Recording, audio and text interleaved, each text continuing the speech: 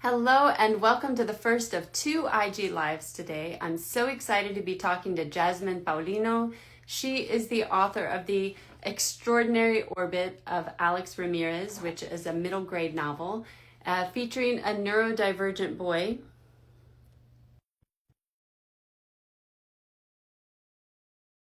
and kind of the process and why it's so important to have books like this that show neurodivergent kids that they can also follow their dreams and not be underestimated. Oh, Oh, there we go. sorry. How are you? I'm well. How are you? Good to see you, and thank you for being here today. Thank you for inviting me. I'm excited to be here. Well, why don't we jump right in and you can introduce yourself and tell us what was your journey to becoming an author? Um, I've been writing since I was very little. The only difference is that back then they were the notes that I took in my binder. There Mm-hmm. were the things that I started, but I didn't think that my stories, at least what I wrote down, they were real stories. I didn't trust my rhythm, and it took me many, many years, me becoming a whole adult, to realize that my storytelling is worthy and that my rhythm, that I should trust my rhythm. And here I am now, super grateful to be in this space. Was there something that happened that helped you realize that? Was there like a moment or was it just kind of a gradual process? I've always loved writing and journaling, but it wasn't until March 2020, when there weren't very many things to do outside of home, that I really sat with myself then and thought about the things that I'd made space for but hadn't really honed in on throughout Mm-hmm. my life. And I started playing with picture books in 2020, and that led into middle grade storytelling. And then fast forward to the summer of 2022, where I decided to really sit with that part of my brain that had been building Alex's story for years. And I got to that moment of like I have to get this out of me. And that's definitely the origin point in Alex's journey. Well, let's talk about Alex. I know you've called this like the story of your heart, It and is. it's The Extraordinary Orbit of Alex Ramirez. It was named a Best Book of the Year by both School Library Journal and Bookshop.org, among other honors. So congratulations on that. Tell us all Thank about you. the book and kind of the inspiration behind it. It I've called it the story of my heart because it is very much that. I wrote it in homage to kid me, to my son who is now 17 years old, but was very much about all things NASA when he was in late elementary school and middle school. He was in a self-contained classroom when he was in middle school. And I also wrote it as a love letter to my students and the neurodivergent students that I've had through the years. So it wasn't just the one thing. I got to that point in the summer of 2022 where I had been collecting all of these stories, and I just knew that I needed to put it somewhere, and Alex grew out of that. Amazing. And why did you choose to do it as a novel in verse? Again, when I decided to really honor the story and the moments that I had been carrying within me, I started writing poems and just kind Mhm. of like building Alex's landscape. And after having about a dozen or so poems, I realized, I think this is a story that needs to be told in verse. And I think that as storytellers, we have those moments when when we ask ourselves, what's the dress that Mhm. this story deserves? And for me, it was when I sat with all of the poems I had been writing as I had been trying to build Alex. That was the moment of like, yeah, this is the space for him and for the story. That's beautiful. And I want to go back to something you had mentioned. You said, that you're neurodivergent, you're a mother to a neurodivergent kid. And as a Yes. teacher, you've also taught neurodivergent kids. How does that give you kind of a unique perspective to share about this story? Because it's told from his point of view, right? Yes. If anything, I want to show up as vulnerable as Mm-hmm. humanly possible on the page. I want to honor the moments the moments that I've lived through, the many moments that I had with my son. There are many poems in Alex's story that grew out of situations that happened in real life. And I remember that as I was drafting Alex's story, I would share some poems with my son and with his sister. And I remember there being one time, I'm forgetting the poem at the moment, but my daughter, his sister, who's also named Ellie, coincidentally, she took a moment and stopped and said, you know, this one's hard. And I asked her why. Actually, now I remember, it's when he talks about having the show and tell in elementary school and feeling out of place when he did that, and seeing my daughter's reaction, and then my son also go like, yeah, I remember when that happened. I knew that I was telling the story in a way that was accurate and respected what had actually happened to him in elementary school. And part of it is that we're talking about being in a self-contained classroom. Maybe first we should tell people, I mean, I think most people probably know, but maybe just set the stage. What is the self-contained classroom? Right. A self-contained classroom is a special education setting. And in some places, it looks different depending on the school and the kids who need support services. But in the self-contained classroom in the school that I portray in Alex's journey is one where like the kids don't fit. They're not necessarily completely special ed and they're not completely mainstream. And it's the space where they kind of end up in. And because of that, they're often overlooked. And in Alex's case, he's capable of a whole lot, but because he's in this classroom and there are ways of running this classroom that his thoughts don't get taken into consideration, which obviously puts him on a whole self-advocacy journey. Right, because one of the things that keeps happening is he wants to go to the mainstream science class because that's what he's so interested in, and the teacher keeps saying, you're not ready, you're not ready. So he's very much underestimated. You know, and so what do you want readers to take away from this book? I always tell, whether it's like my students or the students that I've been able to meet in school visits, I want them to dream big, and whatever it is that they're carrying in their hearts and in their minds, to know that it is worthy, that hopefully there are adults in their spaces, whether they're adults at home or adults in school, that can help and listen. I knew that as a kid, I had 1,000,001 questions and wonders, and I just didn't have those spaces. I didn't have them at home. I didn't have them in school, but I always carried them within me, which obviously then led to the writing. So my hope is that kids honor that voice, that thing that for Alex, it's space. For other kids, it might be music. It can be theater. It can be anything, but to trust that anything and try to look for the helpers, whether they're in school or outside of school. I think one of the things that's kind of hard as an adult to read it is seeing, I think the teachers, like the adults in his life, they're not, that they think they're doing the right thing. Right. That nobody's acting out of kind of maliciousness or neglect, but they think they're doing the right thing by, I don't know, I guess, would you say they're motivated trying to protect him? Or like you said, maybe it's just kind of they're busy and he gets overlooked, or they're not sure what to do with him. But whatever the case is, they end up not encouraging him and kind of like squashing his dreams. Like, what do you want teachers and adults especially to understand? I know that for Mom's case, and I saw a lot of my parent me in the mom, she was definitely protecting him and afraid of letting go. And what if he isn't capable? What if it's too hard for him? And I know that I struggled with that when my son was in middle school and wanted to go to the mainstream science class. I didn't want him to get picked on. I was afraid that the work would be too much, but he was adamant. He definitely had the self-advocacy in him that I didn't have as a kid. And it got to a point where like I had to listen and really pause and step outside of my parents' shoes and just listen to him, human to human. And on the educator's note, I know that as an educator, educators, even the ones with the best of intentions, there's so much pressure put upon educators today. We forget that kids are kids, and we're so accustomed to just following procedures and like filling out documentation that we forget to see the human that comes into our classroom and the interests that are always with them.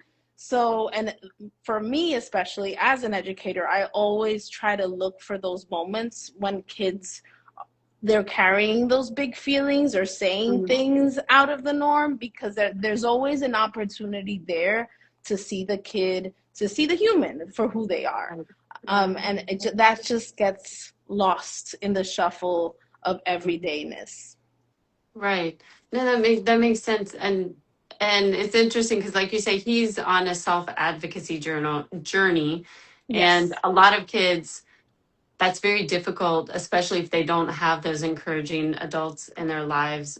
What would you say to kind of help them along? I mean, you talked about how like that dream big, and what if they can't find the helpers in their lives, or how do they kind of identify them, or learn how to advocate for themselves? That's a really tricky question, but I'm glad that you've asked that. I know that for me, I didn't have the helpers in school. Mhm. I didn't have them at home. So for me, my safe space was writing, and I Mhm. always leaned into that. For Alex, even when like mom isn't completely getting it and the teachers in school aren't seeing him for who he is, he leans into space. Space helps him navigate those big feelings. So as I mentioned earlier, there's always something. For Mhm. Alex, it's space. For me, it was writing. For Mhm. another child, it might be an instrument or sports. But I'm of the thought, at least in my experience in working with children, is that there is always something. Something. And Mhm. whatever that something is, I encourage kids to lean into that. I have students that are great illustrators, and Mhm. reading is hard, math is hard, but then they'll like map out an entire graphic novel. Wow. So I encourage, and I have like third graders who are like illustrators in the making. So I always encourage them to lean into that. Right. And the book I think is so special because not just that I it feels like I don't know, maybe a few years ago as autism especially, but neurodiversity in general was kind of becoming a little more, there was more awareness of it, and you started to see more books, but it was usually somebody talking about like, oh, meeting a kid with autism and how to deal with it, or knowing somebody who had ADHD. You know, it wasn't so much from that perspective. So why is it so special to have a character who's neurodivergent, telling through his voice, but also that he's a Latinx boy who, again, like I think is not the stereotypical one that people usually talk about? Why is that representation so important? I know it's important, and I got goosebumps just thinking about it Mhm. because, again, as a kid, I went through school in a time where those classifications weren't thrown around as much as they are now. I would have benefited from them. I would have Mhm. benefited from accommodations in school. I didn't have any of that, but I felt all of it. Mhm. Um, so, and fast forward to now, 2026, we do have all of these accommodations. But I always think about Kid Me. I think about growing up in a very traditional Dominican household where that just wasn't a thing. It wasn't a topic of conversation.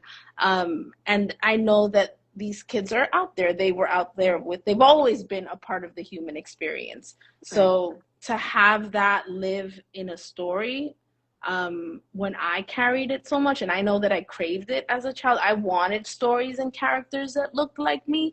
I Mhm. ended up connecting with Corduroy is the book that I remember the most Right. from growing up and being young in elementary school. And thankfully, things have changed since then.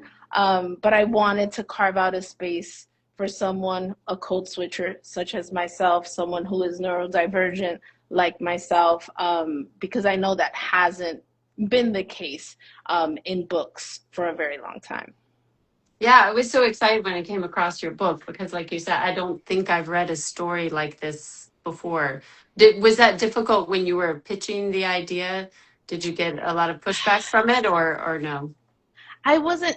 And when I was working on this story, when I was drafting it, and as I shared it with other writers and mentors, the thing that I was always encouraged to lean into was just like get the story that's inside of you, the one that's wanting to come out.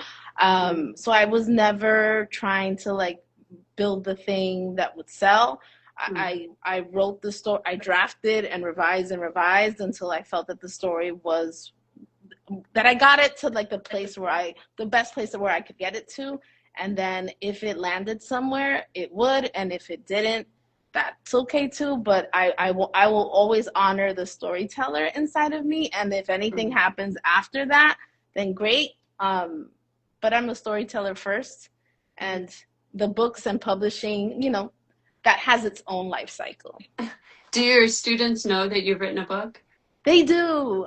They were really great when my book was released last year. Before my launch, I was able to practice with them, and they had really great questions. Kids often have the best questions. Yeah. I remember some of my students wondering if, you know, becoming a published author meant that I could then walk into a bookstore and just like ask for books for free. Boy, wouldn't that be great? Right, I know, and they were very disillusioned when I told them that no, that just isn't how it works. But yeah, they're waiting for like, what's next? Are you working on anything else? Or like, are you going to give the sister a story? My students have been awesome. Right. Well, let's talk a little bit about Las Musas, because you were Las Musas Hermana. You did the mentorship several years ago when you were working on this book, and worked with friend of the show, Aida Salazar, and people can go back at our archive and look at our interview with her from a few years ago. So what was that experience like, and why was that so kind of formational or foundational for writing this book? It changed my life as a storyteller, because I had been writing and drafting things, but I was really craving a space where I could talk about the work and code switch and go from the English to the Spanish and have someone read my work and just get it right away. Right. And I was fortunate enough to have that with Las Musas. Aida Salazar is, as I say, la jefa of all things poetry, novel and verse, and writing for kids. So I'll always be grateful for the time that I had with her. Las Musas, again, it changed everything for me. So how does it work? You get set up with another author and then get to kind of show them your work and have some back and forth, or what is that like?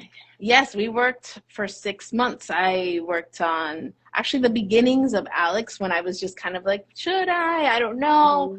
That started with her. I also leaned into some picture book manuscripts while working with Las Musas, and I still like, I will go back to the work that I produced back then and wonder like, maybe, I don't know, we'll see, but it was a great time. That's wonderful. Well, so what's next for you? You mentioned you had originally done picture books. Do you think you'll do some of those, or did you really like the middle grade space? Or I love picture books. My kids, I have a 17-year-old son and a soon-to-be 16-year-old daughter and a 12-year-old daughter, and we'll often go into bookstores, and their reaction is always like, there she goes, like into the KidLit section. I love them so much, but I see myself working. I have been working on a picture book project and some middle grade things as well. I love KidLit, and I maybe I'll do something outside of that space at some point, but for now, I feel pretty fortunate in the work that I get to do with young children and for them. Can you give us any kind of preview or hint about what you're working on, or is it too early? It's early, but I will say that like there's still a lot of code switching. I always live in that hyphen of things that happen in English y Espanol. Again, like as a kid, that my brain just always, I mean, even now it goes back and forth between those two worlds. So my stories always lean into that hyphen. Tell me about, so how does that affect your storytelling? Especially if you're thinking like, okay, is this an audience that's going to understand the code switching? Like, how do you do that?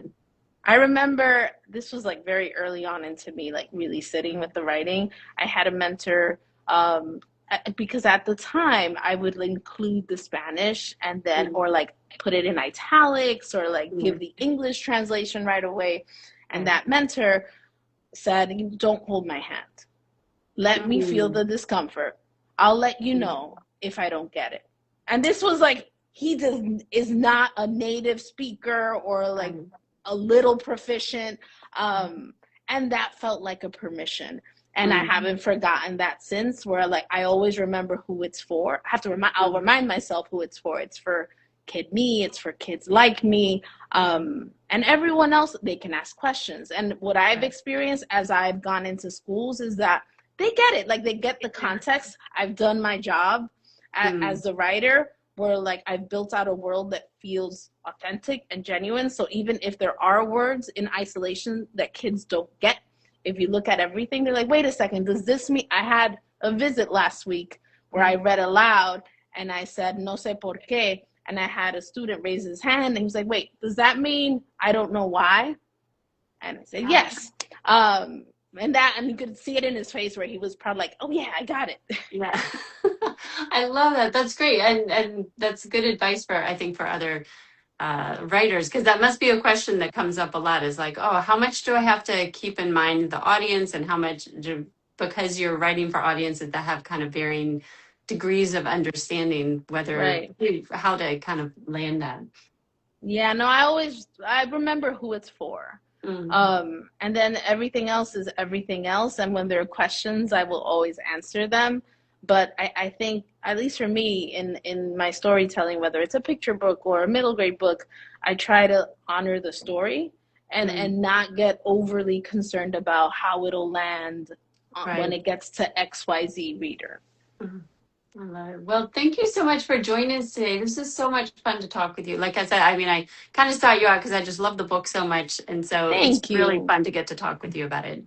Thank you. I love Alex so much. He feels real. I know, obviously, I've mentioned that it's dedicated to myself, my son, and students like us.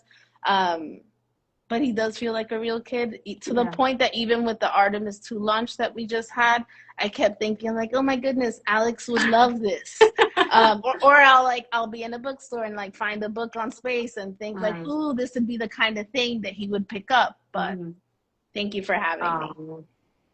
I love that. Well, thank you. And anybody that's joining us, if you joined us late, this is all going to be up on Instagram in a few minutes, and later we'll have it on our YouTube channel. Thank you so much for joining us. Thank you. Thanks. Bye, everybody. Bye.